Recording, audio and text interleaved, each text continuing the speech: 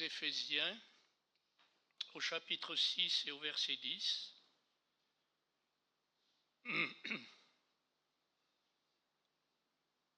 Vraiment, la parole de Dieu, elle s'adresse à nous, du début jusqu'à la fin. Dieu a des choses à nous dire, c'est merveilleux. Au reste, quel conseil? Fortifiez-vous. Ne vous découragez pas, ne vous attristez pas. Pensez plutôt à vous fortifier. Mais, fortifiez-vous, mais j'ai un conseil dans le Seigneur. Et pas seulement dans le Seigneur, mais aussi fortifiez-vous par sa force à lui. Sa force qui est toute puissante.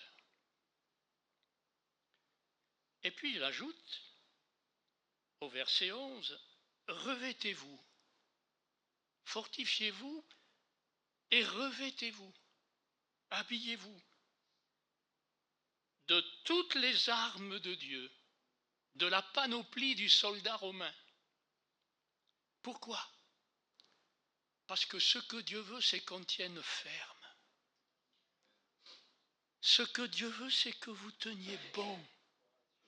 Il veut qu'on tienne debout. Pourquoi? Parce que Dieu le voit, Dieu le sait. Il y a les ruses du diable, ses méthodes, ses artifices. Et puis, il ajoute autre chose, car nous n'avons pas à lutter contre la chair et le sang, mais contre les dominations, contre les autorités, contre les princes de ce monde de ténèbres, contre les esprits méchants dans les lieux célestes, un monde invisible que l'on ne connaît pas bien. Et nous sommes appelés à lutter.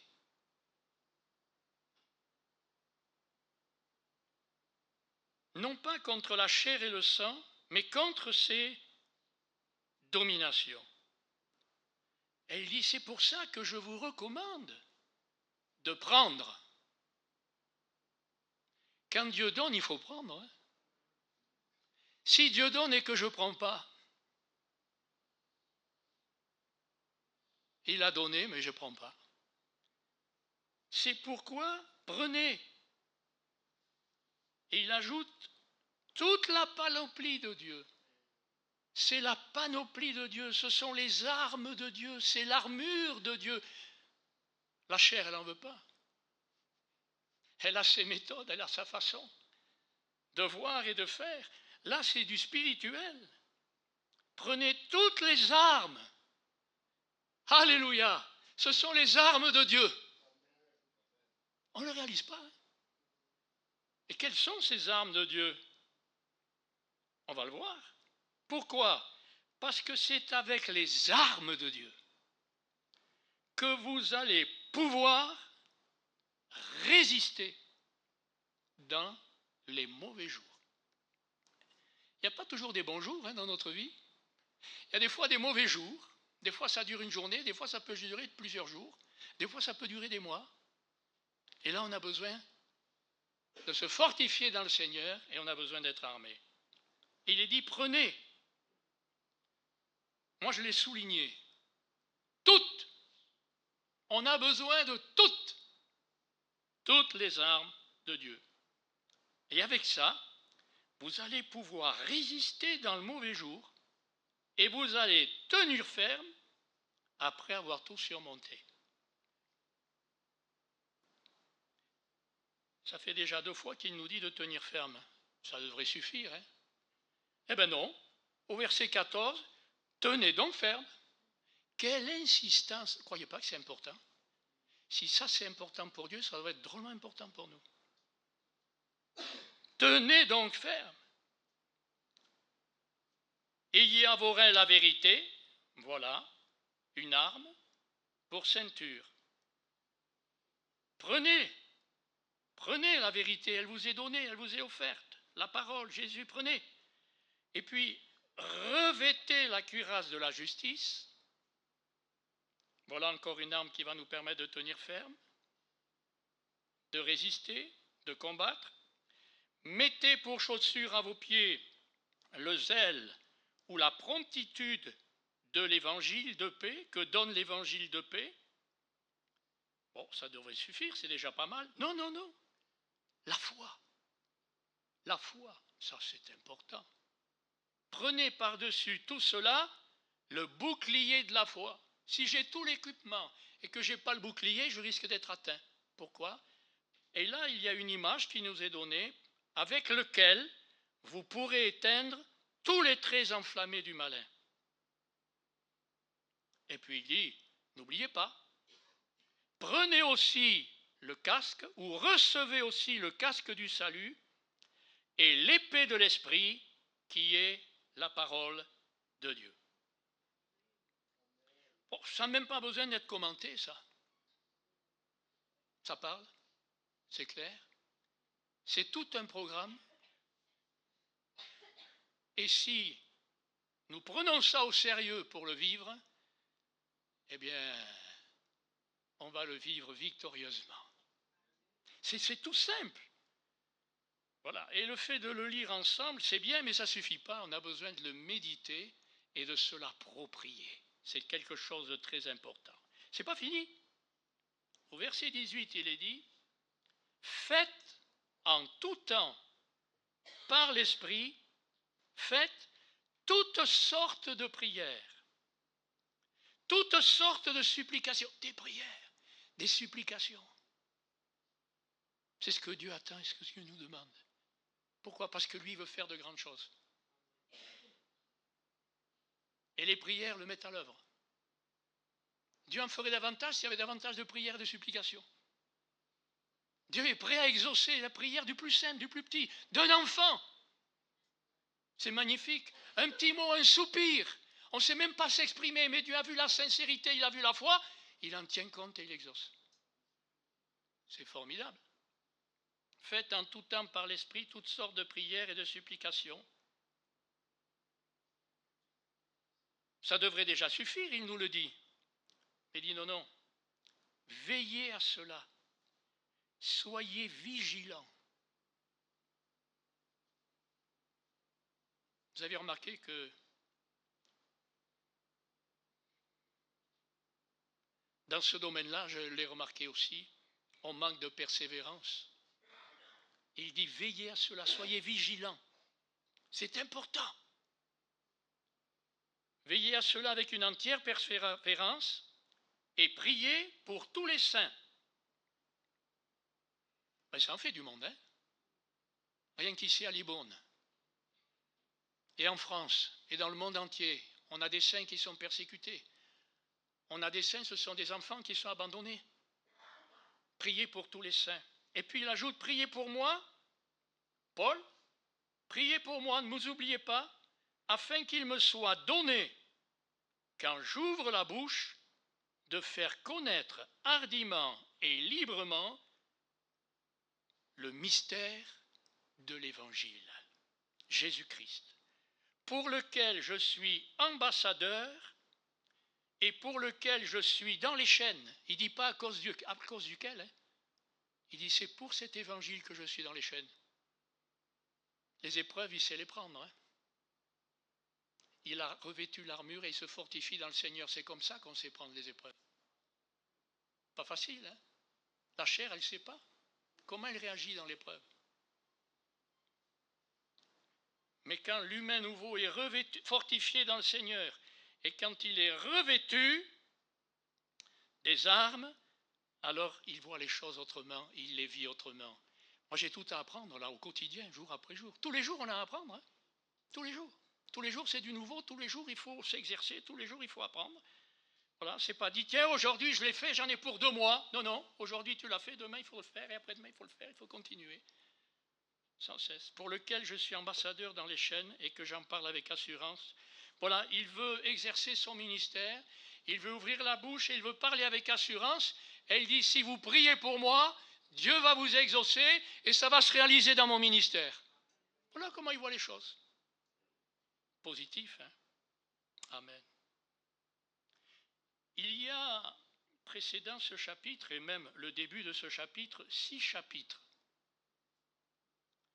qui, dans cet épître, comme dans d'autres, mais particulièrement dans celle-ci, présentent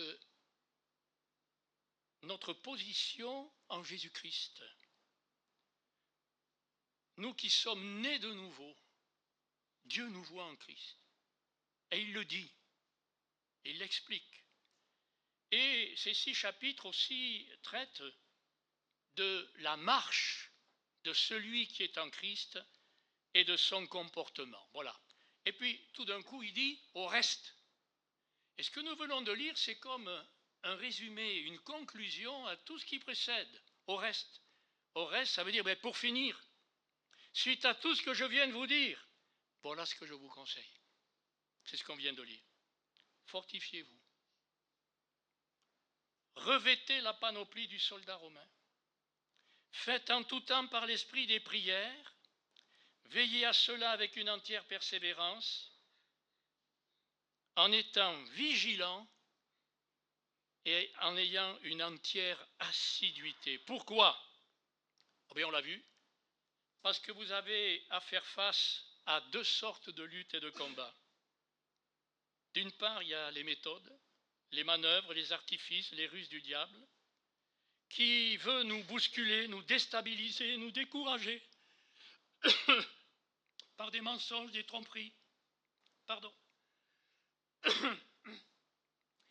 Et d'autre part, vous avez à lutter, vous avez à combattre contre un monde invisible, un monde ténébreux qui s'oppose avec haine à la vérité, la justice et l'amour de Dieu. Ils ont des armes. Satan a une arme, c'est la séduction. Et dans certains pays, c'est ce qu'il fait. Et puis il a une autre arme, c'est la persécution, pour effrayer, pour faire peur, pour décourager. Et dans d'autres régions du monde, c'est la persécution.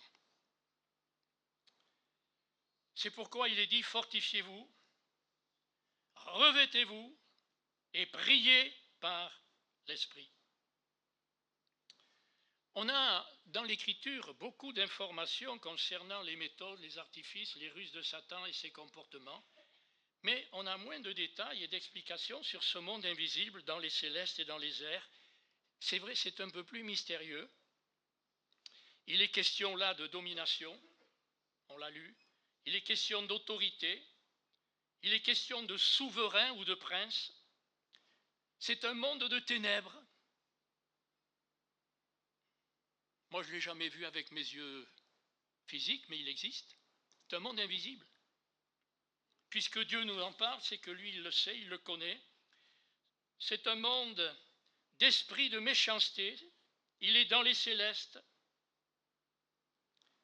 Et il y a sur cette terre, dans notre humanité, des gens qui ont contact avec ces puissances et ces ténèbres. Il est question, pardon, merci beaucoup.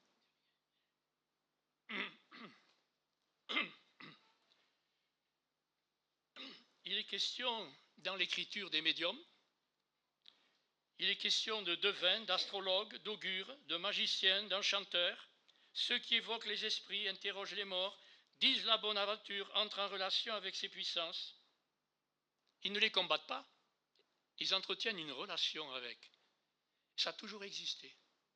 Et vous avez remarqué aujourd'hui, on fait la fête pour les sorcières.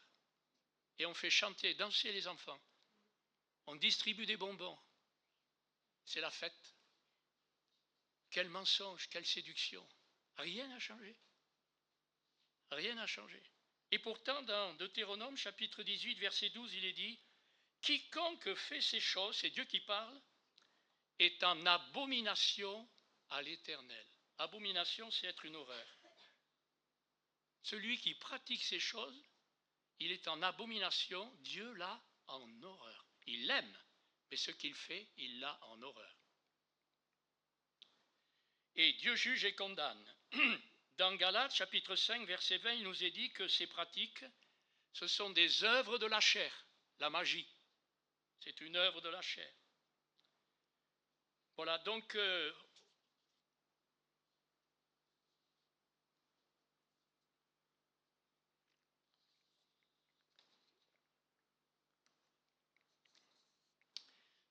je ne vais pas parler des ruses du diable ce matin, ça serait trop long. Je ne vais pas parler de ses dominations, ce serait trop long.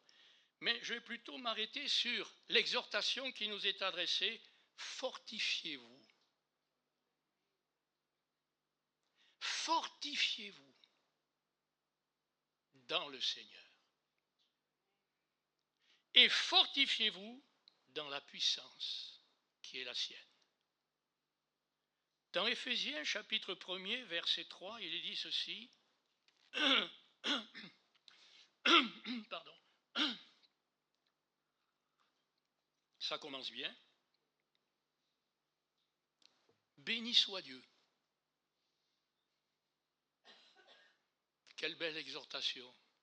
Passer sa journée en disant du bien à Dieu, en disant du bien de Dieu, avec reconnaissance.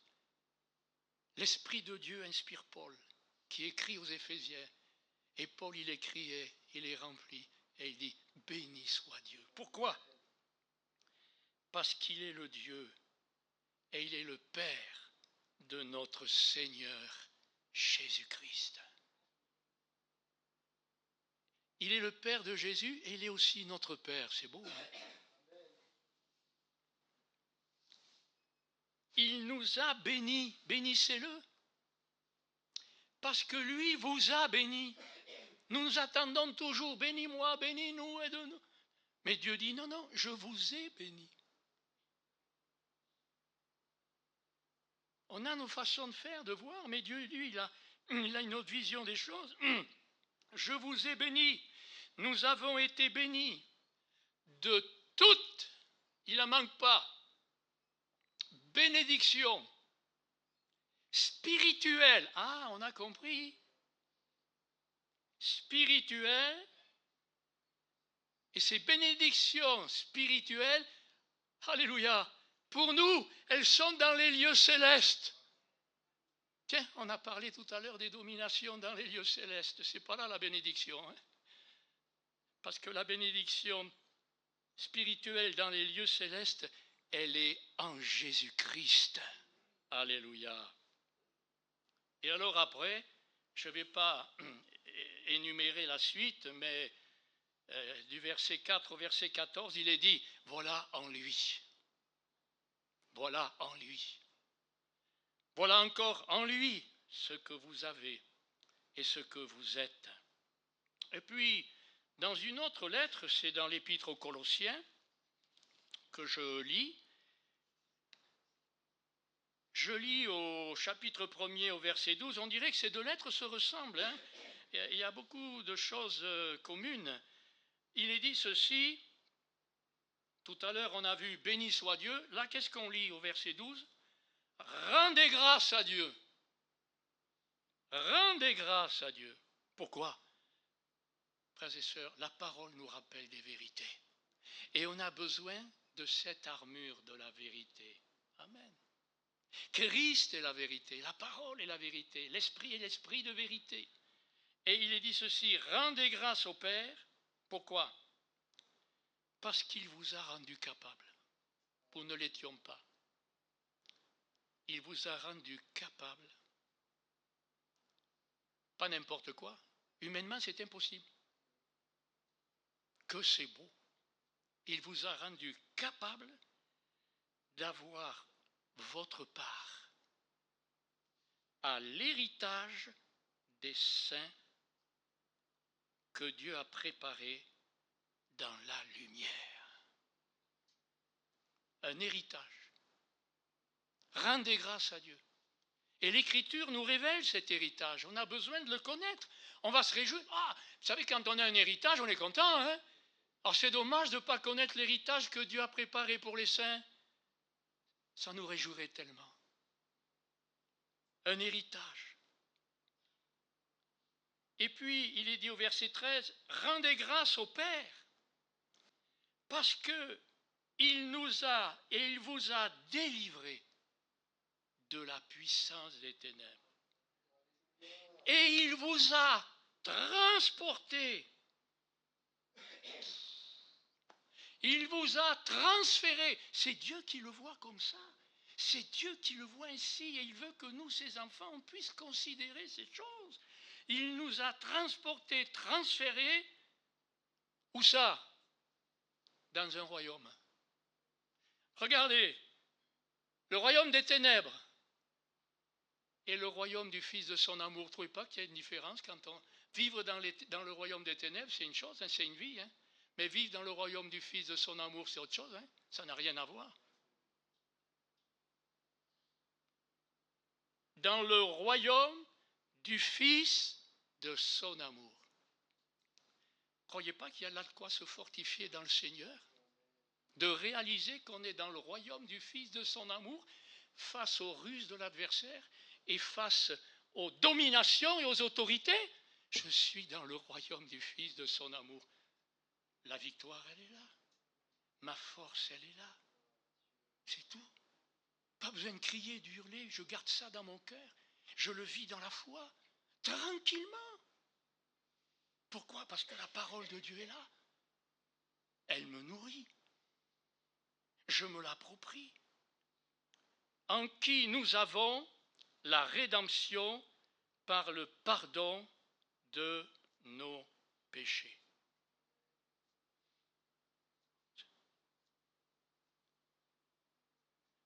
C'est pas du blabla, frères et sœurs. Hein? Quand je pense au royaume du Fils de son amour, on y est transporté, on le croit. On le croit.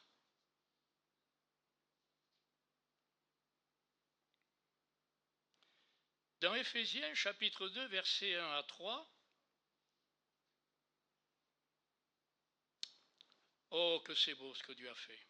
Ce que nous étions, vous étiez morts pour Dieu. Nous étions morts. Pourquoi? À cause de nos péchés, à cause de nos offenses, à cause de notre désobéissance. On le sait, personne ne le niera. Quelle était votre vie autrefois? Quelle était la mienne? C'est exactement ça. Je marchais. C'était ma marche. C'est la marche de l'humanité, c'est celle du monde, d'hier et d'aujourd'hui.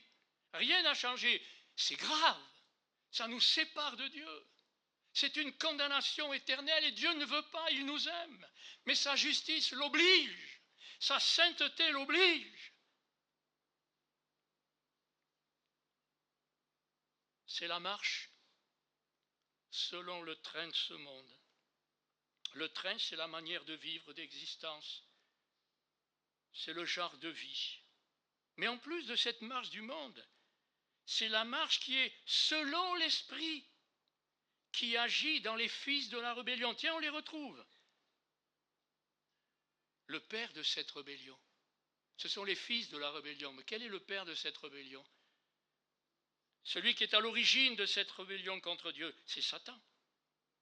Et la Bible nous dit, par la désobéissance d'un seul homme, tous les humains sont devenus fils de la rébellion, c'est-à-dire fils du rebelle. Nous étions des fils du rebelle. Oh, vous exagérez, frère. Ben non. Même Jésus, rappelez-vous ce qu'il a dit aux pharisiens et aux sacrificateurs, à des croyants, à des juifs, à des gens religieux. À un moment donné, vu leur attitude, il a dit, vous avez pour père, ils ne le voyaient pas, eux. Il disait, Dieu est notre père. Et Jésus, qui vois-tu, dit, non, non, non, c'est pas Dieu votre père. Moi, je vous dis, vous avez pour père le diable. Fils de la rébellion, vous avez pour père le diable, et vous voulez accomplir les désirs de votre père. Bah, si ça s'arrêtait là, ça serait vraiment triste. Hein. Heureusement que ça ne s'arrête pas là. Hein. Que ce que Dieu avait préparé, vu, eh bien, il l'a accompli pour nous. Gloire à Dieu. Et au verset 3, eh bien, au verset 3, nous pouvons le lire ensemble.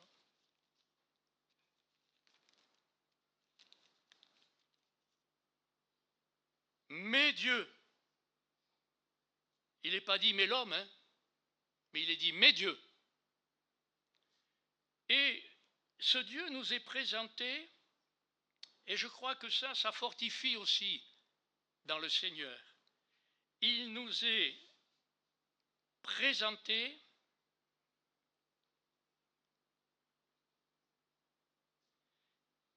mais Dieu, il est riche en miséricorde.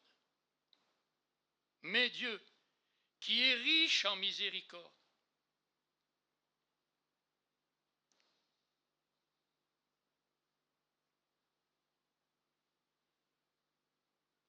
C'est une drôle de richesse, la miséricorde. Hein?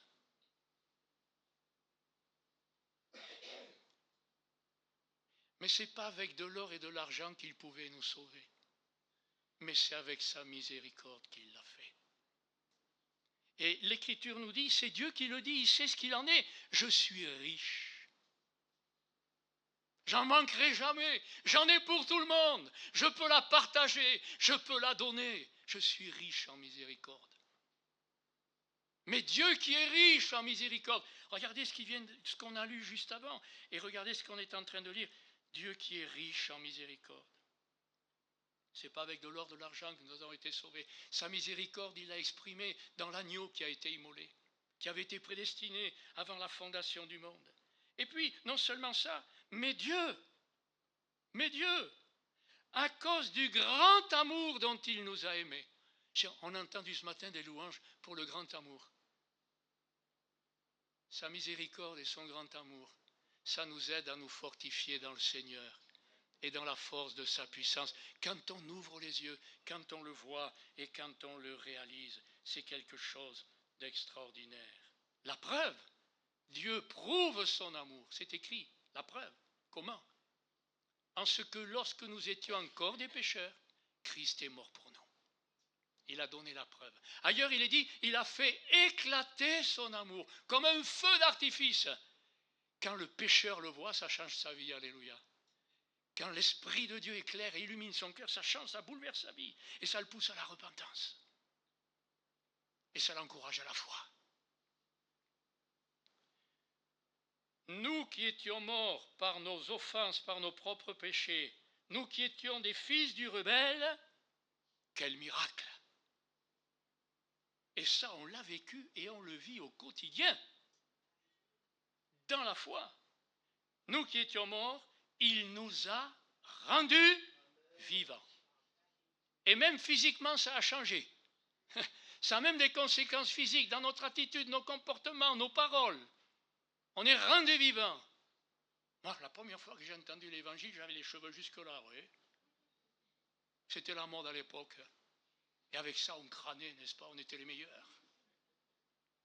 Et quand je me suis converti, que je me suis retrouvé à Paris là, pour mes études, aux arts appliqués, la première des choses que j'ai faites, alors qu'on était là devant nos tables à dessin, j'ai fait tout le tour des copains, je leur ai dit, ma vie a changé, j'ai rencontré Christ. Après, ils m'appelaient Jésus-Christ. Alors j'ai dit, non, stop, je ne suis pas Jésus-Christ, j'ai coupé les cheveux. Ça change tout, hein. Petite anecdote. Il nous a rendus vivants, il m'a rendu vivant ce jour-là, en 1963. Un soir de Noël. Voyez-vous un peu, hein. Il nous a fait vivre avec le Christ. À quel prix? La mort d'un juste, la mort d'un innocent, le sacrifice de l'agneau. C'est pour ça qu'il est vite rappelé, et ce matin ça a été rappelé, c'est par grâce. C'est par grâce. Je crois que tout ça, ça fortifie dans le Seigneur et dans la force de sa puissance. Alléluia. Quel grand amour. Et l'Écriture nous dit au verset 6, mais nous qui étions morts par nos enfants, il nous a rendus vivants avec Christ. C'est par grâce, hein, n'oubliez pas, c'est par grâce. Hein, comme si nous le soufflions à l'oreille tous les jours, n'oublie pas, c'est par grâce. Hein, que le Saint-Esprit nous le rappelle tous les jours. Chut, hey Michel, c'est par grâce, hein, n'oublie pas. Il nous a ressuscités avec lui. Il y a marqué ensemble, mais normalement c'est avec lui. Rendu vivant, c'est ressuscité avec lui. C'est déjà pas mal, hein. C'est un miracle, ça. Je vous regarde et je pense que c'est bien que je puisse vous regarder et dire, ce frère, cette sœur, Dieu l'a rendu vivante, il est ressuscité avec Christ. On devrait se regarder comme ça, soi-même, mais aussi les autres. C'est la même chose pour eux. Et peut-être s'encourager, c'est beau mon frère, ma sœur, on est content, on a été rendu vivant. On devrait se le dire, alléluia, se le rappeler, s'édifier les uns les autres. La parole de Dieu, elle est là, c'est la vérité. Que Dieu soit béni. Il nous a ressuscités avec Christ. Et ça ne suffit pas, c'est Dieu qui le dit. Non mais Seigneur, est-ce qu'il faut le croire? Non, non, mais si c'est écrit, c'est que c'est vrai. Jésus a dit, le ciel et la terre passeront, mais pas la parole qui est là, qui est écrite. C'est du vrai. Jésus, il nous a fait asseoir dans les célestes. Mais c'est précis, en Jésus. En Jésus. Il nous a fait asseoir dans les célestes en Jésus. Et Jésus qui est assis dans les célestes, il est assis à la droite du trône de la majesté divine. Quelle affirmation! Moi, ça, je le prends, je le garde, je m'en nourris et je bénis Dieu pour cela. Et ça fortifie dans le Seigneur et par la force de sa puissance. Et je suis en train de me revêtir de vérité, de serrer ma ceinture. Amen. Je suis en train de revêtir ma cuirasse de justice, parce qu'on ne peut pas tout voir, mais il y a tellement d'autres versets magnifiques dans l'Écriture, quand il est dit que, eh bien, on a été justifié par grâce et qu'on a été justifié par le moyen de la foi, etc. Vous vous rendez compte? Quelle armure! Et avec ça, je me fortifie dans le Seigneur. Et avec ça, eh bien, je peux me présenter face aux ruses de l'adversaire, à ses artifices. J'ai la vérité, j'ai la justice, j'ai la foi, j'ai le zèle et la promptitude. Alléluia. Je suis revêtu de Christ. Et oui, fortifiez-vous dans le Seigneur et dans la force de sa puissance à lui. Rappel au verset 8 et 9. Ah non, verset 7. Pourquoi ces choses? Oh, que c'est beau. Qu'est-ce qu'on est, nous? On ne fait rien du tout dans tout ça. Ouais, on fait simplement que croire, que d'accepter, que dire Amen, de se l'approprier et de le vivre dans la foi. On n'est à rien. Et ce n'est pas nous qui allons montrer quelque chose. Il est dit qu'au travers de ça, Dieu a voulu montrer que c'est beau. Il a voulu montrer, c'est moi qui ajoute, à l'humanité entière. Il a voulu montrer aux anges de Dieu. Il a voulu montrer aux anges déchus, aux puissances et aux ténèbres. Qu'est-ce qu'il a voulu montrer? Alléluia! Au travers de son œuvre et de ce qui est dit dans nos vies. Et si nous le croyons, ça devient du réel. Eh bien, Dieu, quand on le croit et que c'est du réel, il est en train de montrer dans les siècles à venir l'infinie richesse de sa grâce par sa bonté. On a chanté sa bonté. C'est bien de le chanter, mais là on a des précisions extraordinaires. Par sa bonté envers nous en Jésus-Christ. Il n'y a pas de quoi se fortifier dans le Seigneur et dans la force de toute puissante. Elle est là, sa force toute puissante. Elle est dans ce que Dieu nous dit. Et encore un rappel, il insiste, c'est par la grâce que vous êtes sauvés, par le moyen de la foi. Cela ne vient pas de vous, c'est clair, c'est le don de Dieu. Ce n'est pas par les œuvres, afin que personne ne se glorifie. Allez, écartez tout ça, tout le charnel, personne. Laissez ça de côté, on n'en veut pas. Dieu n'en veut pas. Nous, on en veut. La chair, elle en veut, mais Dieu n'en veut pas. Personne ne se glorifie, et la suite est magnifique. Parce que mon frère, je ne sais pas quelle épreuve tu traverses, mais ça c'est autre chose. Tu es son ouvrage. Tu n'es pas ton ouvrage, tu n'es pas le mien. Tu y contribues, je peux y contribuer, mais ça n'empêche que nous sommes l'ouvrage de Dieu.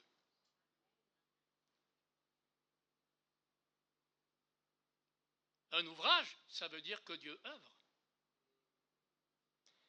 Mais quand on a un ouvrage et qu'on œuvre, il faut le tenir dans les mains, vous n'êtes pas d'accord? il nous tient dans ses mains. Et il nous tient dans de bonnes mains.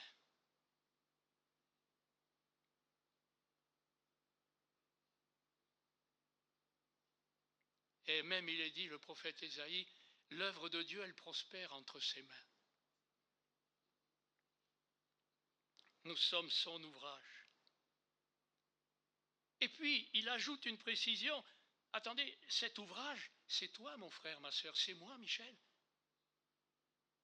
Cet ouvrage, Dieu l'a créé en Jésus-Christ. Vous vous rendez compte l'importance de Jésus?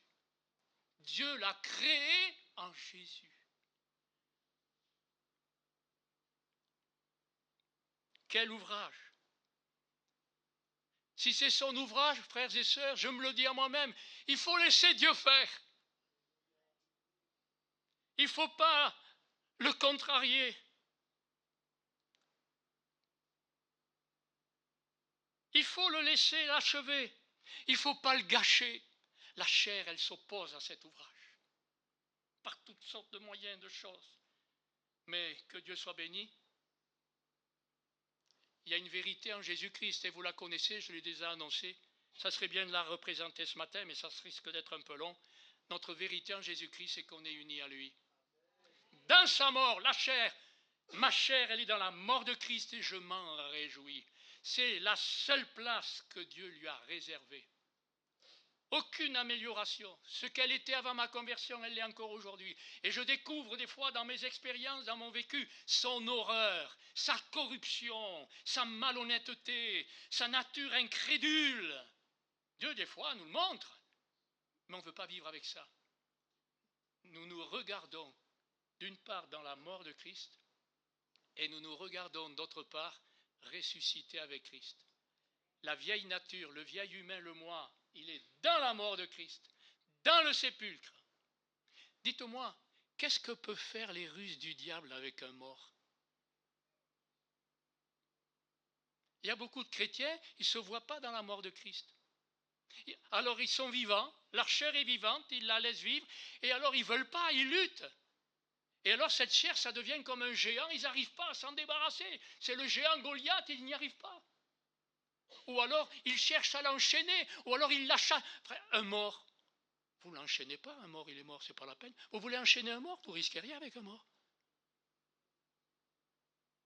Un mort, vous n'avez pas besoin de vous battre avec lui, il est mort. C'est de la folie ça. Mais quand on croit et qu'on accepte vraiment qu'on est dans la mort de Christ, on n'a pas besoin de se battre. On n'a pas besoin d'enchaîner, on n'a pas besoin de chasser. Il est mort, on l'accepte, il est mort. Et là, le mort, ma chair, elle ne supporte pas le sépulcre, elle ne supporte pas la mort. Elle cherche toujours à revivre. C'est là qu'est le problème.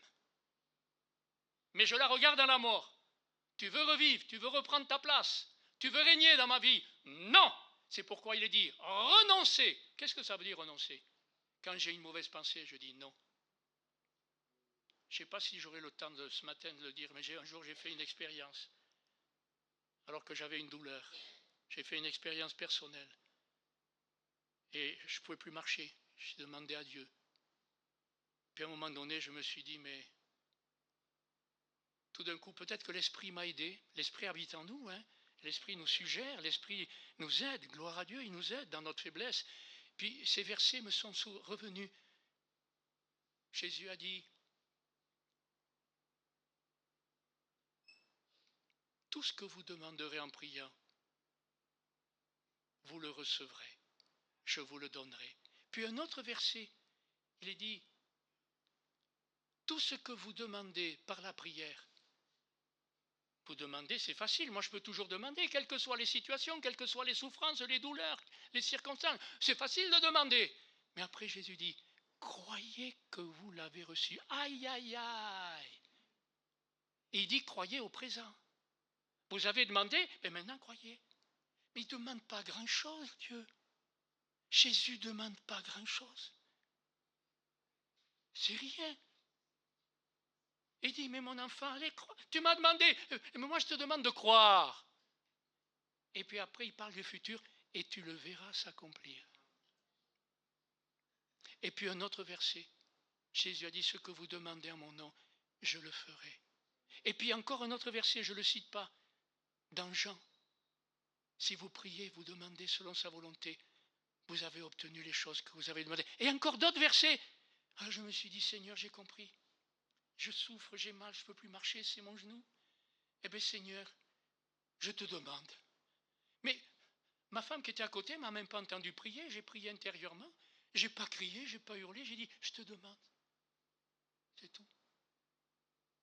Oui, mais Jésus, tu as dit qu'il faut que je croie. Alors là, je me suis retrouvé face à la chair. J'ai découvert ma nature. J'ai dit, mais tu es pétri d'incrédulité, Michel. Ta chair, ta nature, elle est pétrie. Impossible de croire que je l'avais reçue. Et il dit, Seigneur, mais je n'ai pas ouvert la bouche, rien. C'était dans mon cœur. J'ai dit, Seigneur, mais que faire? Mais tu as dit qu'il faut que je croie, Seigneur. Ah ben, je pense à cet homme, Seigneur, il a dit, Seigneur, je crois, viens au secours de mon incrédulité. Je pourrais presque prier comme ça. Et puis j'ai dit, non, ça suffit. Maintenant, même si je ne le ressens pas, même si, maintenant, tu me demandes de croire, Seigneur, eh bien, je t'obéis, je vais croire. J'ai tout lâché. J'avais plus que la parole et le fait de... Mais j'étais là tout vacillant. J'ai simplement dit, Seigneur, puisque tu me demandes de croire, eh bien, je crois. Oui, mais j'ai rien vu, hein. Je continue de marcher avec le mal. Et puis j'ai dit, mais je continue de croire. Et des fois, je vacillais. Seigneur, tu me demandes de croire. C'est simple et j'y arrive pas. Et là, j'ai découvert ma nature ignoble. Et j'ai dit, tu es dans la mort de Christ. Tu es dans la mort de Christ.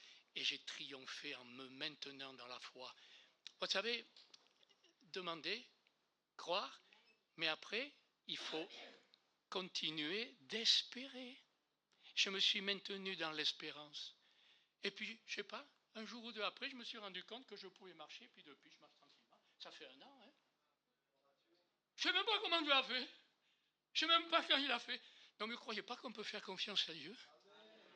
Je donne ce témoignage pour encourager. Se confier en Dieu, s'appuyer pas sur nous-mêmes, nos émotions, mais sur ce que Dieu dit. Et vous le recevrez au futur. Quand? C'est son affaire à lui. Fortifiez-vous dans le Seigneur et dans la force de sa puissance. Que Dieu soit béni. Il y a plein d'autres textes, frères et sœurs, c'est magnifique. Nous sommes son ouvrage. Quel ouvrage, il faut le laisser faire. Nous avons, tu as été, regardez-moi, j'ai été créé en Jésus-Christ. C'est pas beau ça? Le monde rigole, ils s'en moquent, ils font la fête, mais c'est du blabla ça. Ça passe. Et nous, tous les jours, on est là et on vit parce qu'on a été créé en Jésus-Christ par la nouvelle naissance. Et pourquoi? Pour que nous marchions, non pas selon la chair, mais selon l'humain nouveau, dans des œuvres bonnes que Dieu a préparées d'avance. Que nous marchions comme Jésus. C'est l'humain nouveau créé en Jésus-Christ qui va marcher. Marcher dans quoi? Dans des œuvres bonnes pour Dieu que Dieu a préparées d'avance. Frères et sœurs, c'est pas beau ça? Il y a tout un programme, c'est une vie quotidienne. Des œuvres bonnes en famille. Des fois, à cause d'une parole, à cause d'un comportement, je m'irrite. Je suis irrité, je suis agacé, énervé, presque je frapperai. Ça vous arrive pas ça? Et d'où ça vient ça? Ça, c'est pas l'œuvre bonne que Dieu a préparée, ça c'est la chair. Comment je m'en débarrasse? Je l'ai dit il y a quelques instants, je la regarde dans la mort de Christ. Regardez-vous. Il est même dit dans l'Écriture, dans Romains, Christ. Ah ben ça, il faut que je le lise parce que je vais me tromper. Ah, vous savez, la mémoire de ceux qui ont de l'âge, vous savez, même la mémoire des jeunes des fois. Hein. Bon, alors la mémoire, l'imagination. Alors qu'est-ce qu'il est dit dans Romains 6 que je retrouve? Voilà, c'est beau, c'est trop beau, c'est pour ça que je le lis. Christ, il est mort. Et c'est pour le péché qu'il est mort, et à cause du péché. Et c'est fait, alléluia, que Dieu est bon, c'est précis, c'est clair. Moi, ça me fortifie dans le Seigneur. Une fois pour toutes. Alors vous savez, les messes, le renouvellement, etc. Non. Mais il est revenu à la vie. Oh, rien que ça, c'est splendide. Les ténèbres, ils tremblent, rien que quand on lit ça, rien que quand on le confesse, mais les ténèbres, ils ne supportent pas ça. Ça fortifie dans le Seigneur, amen. Lire la parole, ça fortifie dans le Seigneur. C'est ce que Dieu dit à Josué, fortifie-toi, lis, pratique. Mais il est revenu à la vie, et c'est pour Dieu qui vit. Vous contemplez ça, c'est magnifique. Il est mort, oh Dieu, que tu es bon. Quel amour pour mes péchés. Mais il est revenu à la vie. Et c'est pour Dieu qu'il vit. Mais attendez, c'est déjà beau, hein? Mais ça ne suffit pas. La suite, Dieu nous colle à ça. Il nous colle à ça. Et il dit ceci. Eh bien, vous avez vu ce qu'il est dit de Christ? Eh bien, c'est la même chose pour vous. Ainsi, vous-même, vous avez regardé Christ, et bien maintenant, regardez-vous. Regardez-vous comme mort au péché. Alléluia. Je vais finir par arroser. Attendez, je vais boire un coup. C'est tellement merveilleux que j'en avais oublié que j'avais l'eau là, dans la main.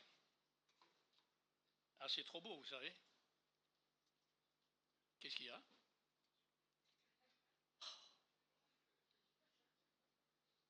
Ce frère, il est plein d'attention. Hein. J'ai pas osé le faire. Bon, il avait besoin de se déplacer aussi. Hein, on a besoin. C'est un peu long, hein, alors donc, voilà. Ah non, mais c'est magnifique. Ainsi vous-même, oh, on est unis à lui, on est identifié à lui. Ainsi vous-même, regardez-vous. Comment on se regarde? Ben là, Dieu nous le dit. Regardez-vous dans votre chair vous-même comme mort au péché, et il faut rajouter d'une part, dans l'original, d'une part. D'une part, ça c'est bien, mais si je n'ai que cette part, c'est minable. Regardez-vous d'une part, ça c'est glorieux, je suis mort avec Christ. C'est important ça. Donc il faut se plonger là-dedans, il faut se nourrir de ces choses. C'est avec ça qu'on se fortifie dans le Seigneur. Qu'est-ce que les ténèbres peuvent faire avec un mort?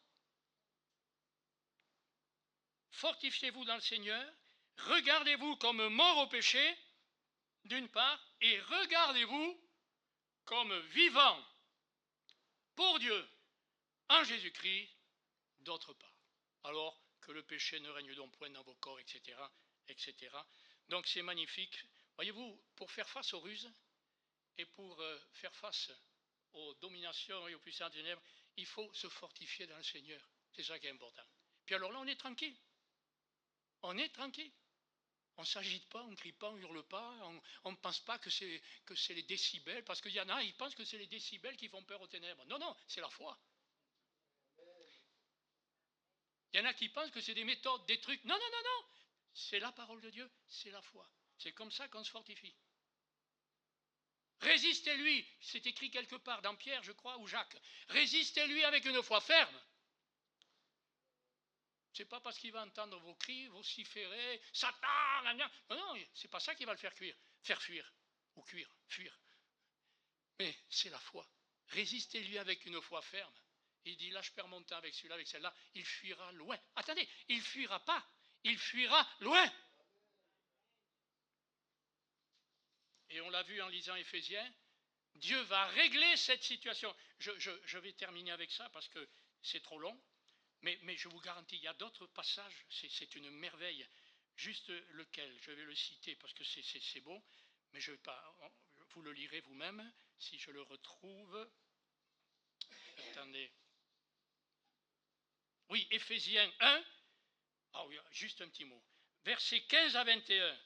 Paul ne cesse de rendre grâce aux Éphésiens pour Dieu, à Dieu pour les Éphésiens, et il fait mention d'eux dans ses prières. Juste que c'est beau. Pourquoi il fait ça?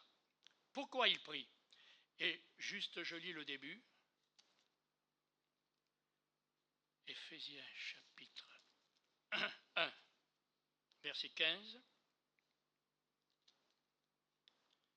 Oui, c'est pourquoi moi aussi, ayant entendu parler de votre foi au Seigneur Jésus, de votre charité pour tous les saints, je ne cesse de rendre grâce pour vous, je fais mention de vous dans mes prières. Pourquoi? Pour vous fortifier dans le Seigneur et dans la force de sa puissance à lui. Mais comment? Paul demande à Dieu quelque chose que lui, il vit. Et vous savez, quand on vit quelque chose de vrai, de bon, on a envie de le partager, on a envie de le faire connaître aux autres. Amen. Et quand on est dans l'irritation, quand on est là dans le doute, la chair, elle a envie aussi qu'on puisse le dire aux autres que c'est minable, que c'est triste. Débarrassons-nous de tout ça. C'est pour ça qu'il est dit, débarrassez-vous, renoncez, rejetez. Eh oui. Là, il est dit ceci, je prie pour que Dieu, le Dieu de notre Seigneur Jésus-Christ, encore, il insiste pour lui, le Père de gloire, il le met à sa place, qu'il vous donne un esprit de sagesse et de révélation dans sa connaissance. On a besoin d'être renouvelé dans notre intelligence, mais on est en train, voyez, rien qu'avec ces lectures, rien qu'avec cette méditation, et s'il y a l'appropriation, l'appropriation de ces choses. C'est pas facile, on se fait des nœuds avec la bouche là. L'appropriation de ces choses que Dieu nous donne là. Si on se les approprie, n'est-ce pas? Eh bien, Dieu va nous donner un esprit de sagesse. On a besoin pour ça d'avoir un esprit de sagesse et de révélation dans cette connaissance. Ça ne suffit pas de l'avoir là, de le lire et de dire Amen. Non, il faut vraiment que ces choses, nous puissions les voir. Que Dieu vous donne un esprit de sagesse et de révélation dans sa connaissance, et c'est ça qui permet le renouvellement de notre intelligence. On a besoin d'être renouvelé dans notre intelligence. Et il est dit plus loin, que Dieu vous donne un esprit de sagesse et de révélation dans sa connaissance, la vraie, et qu'il illumine les yeux de votre cœur. Qu'il illumine les yeux de votre cœur. Ah bon? Il a des yeux, votre cœur, vous? Dites ça aux médecins, aux chirurgiens, ils vont me faire une radio, là, un scanner, ils vont dire, vous êtes fou, non? Vous n'avez pas les yeux? Oui, non, mais attendez, ça c'est les yeux spirituels. C'est les yeux de la foi, c'est les yeux intérieurs, ce sont les yeux de l'humain nouveau qui a été créé en Jésus-Christ. L'humain nouveau en Jésus-Christ, il a des yeux, et l'humain nouveau en Jésus-Christ, il a des yeux pour voir l'invisible. Parce qu'il croit dans ce que Dieu dit, même si ça concerne l'invisible. Alléluia, gloire au Seigneur. Qu'il illumine les yeux de votre cœur. Quand les yeux du cœur sont illuminés, on a des certitudes. On a des assurances pour que vous sachiez quoi? L'espérance qui s'attache à votre appel. Il y a une espérance. Vous ne croyez pas que ça vaudrait la peine de feuilleter la Bible et de dire qu'est-ce que c'est cette espérance? C'est ça qui fortifie dans le Seigneur. Qu'est-ce que c'est que cette espérance? On n'a pas le temps ce matin. Et puis il est dit, c'est pas tout.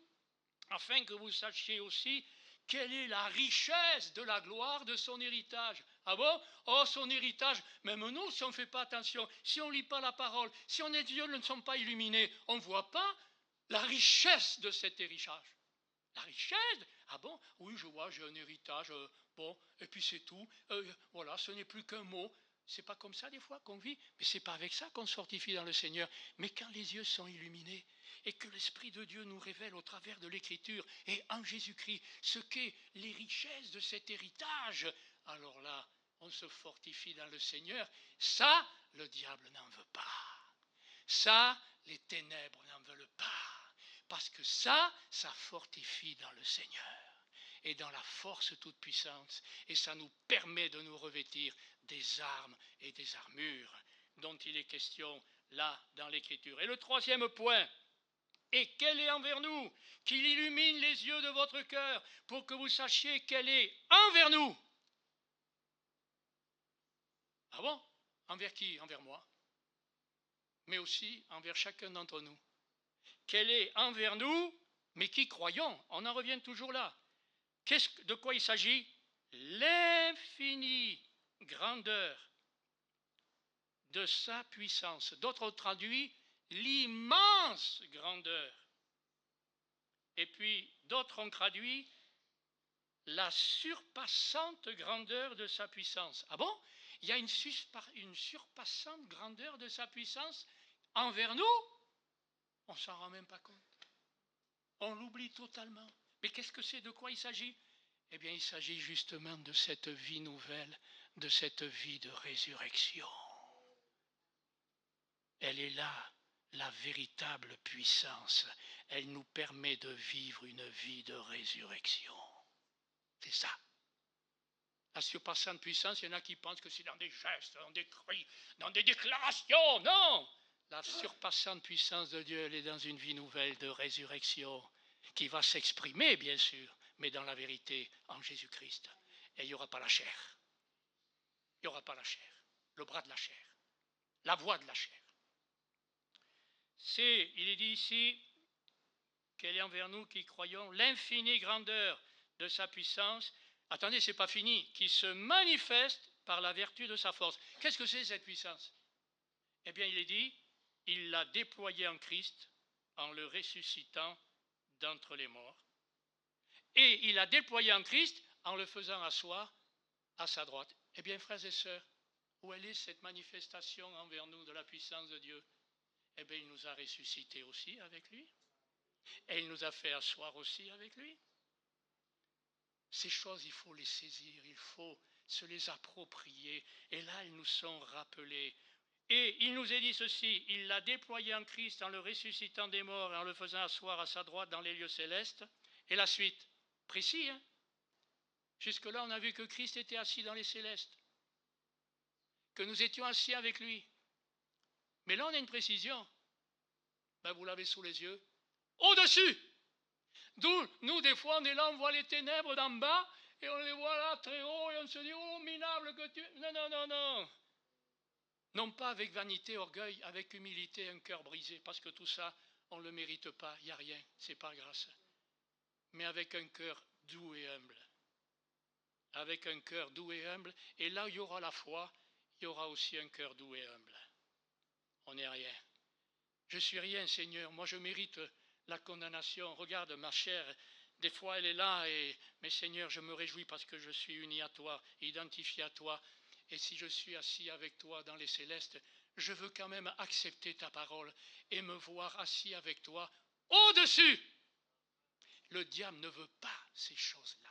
Elles existent, elles sont. Dieu nous les dit, et le diable ne veut pas que nous le sachions et que nous le vivions. Et ça, c'est important parce que c'est ça, se fortifier dans le Seigneur et dans la force toute puissante. Et je termine simplement, mais je ne peux pas le développer, avec la vie de prière. On l'a lu ensemble. Ça aussi, ça fait partie. Fortifiez-vous dans le Seigneur, revêtez-vous. Et quand on se revêt de l'armure, on se revêt de Christ. Juste, j'avais relevé, oh, c'est peut-être pas utile, ça va faire beaucoup trop, mais sur la prière, c'est quand même important de dire un petit mot et de terminer avec ça. La prière, prier. Vous savez, quand on vit, quand on lit la parole et qu'on s'approprie ces choses, ça va nourrir une vie de prière, ça va susciter, parce que quand on a la foi, quand on a la vision de ce que nous sommes en Christ, quand on a la vision, n'est-ce pas, de cette victoire en Jésus-Christ, ça encourage à la prière. Amen, ça encourage. Et puis, il est dit ceci, concernant la prière, priez, faites toutes sortes de prières, de demandes, de supplications. Alors, vous pouvez prier simplement, hein, vous êtes active là à la cuisine, etc. Puis tout d'un coup, vous avez un élan, une pensée, vous pensez à quelqu'un, oh, Seigneur, je te prie de bénir cette paix. La prière, elle est là. Hein. C'est pas, ah, je vais prier, oui, je m'arrête, je ferme ma porte, je suis tranquille. Oui, ça, mais on peut prier. Prier sans cesse, dit la Bible. Prier sans cesse. Un état de prière, un esprit, une attitude de prière, des demandes. Et même des supplications. Des fois, tout d'un coup, on ne sait pas pourquoi on pense à nos frères qui sont persécutés, ou peut-être même à un tel, la situation. Hop, on prie. C'est ça la vie de prière. Et frères et sœurs, face aux ruses du diable, face aux dominations, se fortifier dans le Seigneur et se revêtir pour avoir une vie de prière. Mes amis, avec ça, l'adversaire y tremble. Et Dieu fait de grandes choses. Il nous surprend. Que Dieu soit loué. Priez toutes sortes de prières. Mais il est dit par l'Esprit. Suscité par l'Esprit. Et puis il est dit quoi? En tout temps. Et j'ajoute en toutes circonstances. Et puis il dit encore, pour la prière, soyez vigilants. Et soyez assidus. Vigilant, ça veut dire attentif, qui veille avec souhait. Frères et sœurs, des fois je me rends compte que je me suis relâché dans ma vie de prière. Il faut se ressaisir. Veillez, restez vigilants sur cela. Aujourd'hui, la vie de prière, ça intéresse moins que le spectacle, que la distraction. Vous comprenez ce que je veux dire? Et ça, tout ça, ça fait partie des ruses et des artifices. Les ruses et les artifices, c'est pour la chair. C'est avec la chair qu'il peut agir. Mais quand elle est dans la mort de Christ, on est vainqueur. Alléluia. C'est magnifique, que Dieu soit béni. Et puis, priez pour tous les saints et priez pour moi, on l'a vu, dans 1 Timothée chapitre 2 verset 1. J'exhorte avant toute chose les chrétiens et l'Église à faire des prières pour tous les humains. Parce que Dieu veut que tous les humains soient sauvés, parviennent à la connaissance de la vérité. Et puis je termine, nos prières, nos louanges, notre confession dans la foi, les dominations ne supportent pas cela. Et je bénis Dieu et je termine avec le baptême du Saint-Esprit.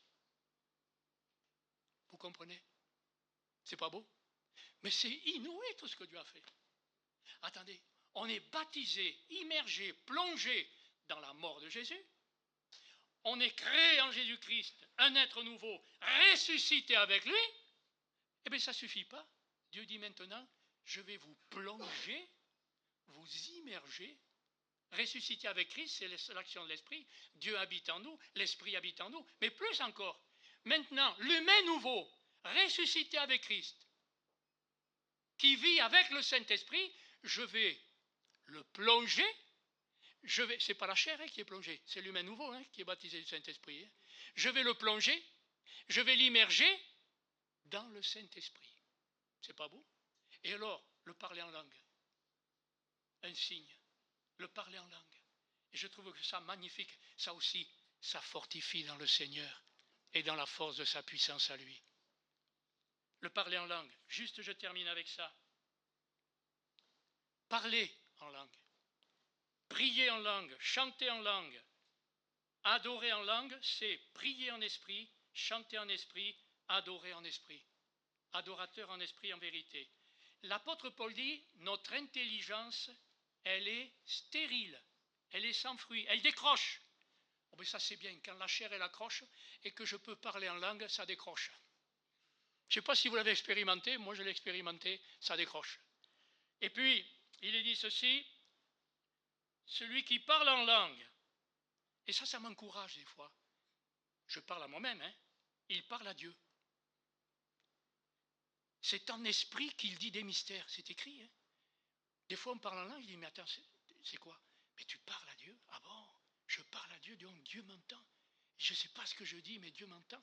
Et puis, c'est écrit quelque part dans Corinthiens, je dis des mystères, je ne sais même pas ce que je dis comme mystère, mais ces mystères, Dieu les entend. C'est formidable, vous ne trouvez pas? Et puis, à la Pentecôte, il est même dit que les disciples qui étaient baptisés du Saint-Esprit, ils disaient des merveilles de Dieu. Vous ne croyez pas que c'est avec ça aussi qu'on se fortifie dans le Seigneur et dans la force de sa puissance à lui? Frères et sœurs, Jésus revient bientôt. Continuons, persévérons, tenons bon, tenons ferme et résistons. Que Dieu soit béni. Merci.